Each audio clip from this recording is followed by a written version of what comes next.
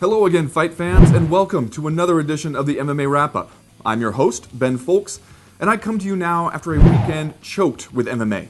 Seriously, the sport of MMA walked up to this weekend in the street, grabbed it by the throat, and just choked the hell out of it.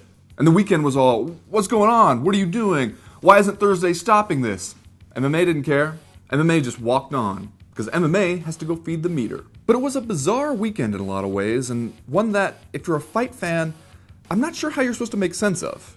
Now, on Friday night, you had an event free on FX featuring what was, on paper, a compelling fight between Gray Maynard and Clay Guida. Two lightweights always hovering near the top of the division, two non-stop go-getters. How can you complain about that? Well, as it turns out, you can complain loudly and often, as MMA fans did when the fight didn't deliver. Now, unlike a lot of people, I didn't think it was a horrible fight, and I can't say I want to watch it again, but, you know, it was weird, and not good weird like when you're drunk at an Oliver Stone movie. It was bad weird like when you're sober at an M. Night Shyamalan movie. But hey, I mean, they can't all be Henderson Hua, right? So it was free, what do you want?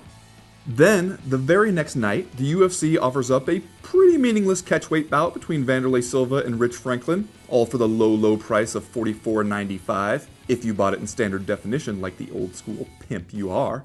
And wouldn't you know it, that fight turns out to be awesome. I mean, yeah, it still didn't mean much, and it featured two guys on the downslope of once great careers, but damn it, fun is fun. And that was fun. Is it going to change anybody's lives or any particular division? Nope.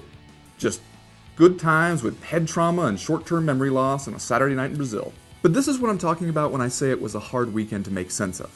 Fight fans want to be entertained, sure, but they also want the fights to mean something. Maynard Guida? That one felt like it meant something, but wasn't much fun.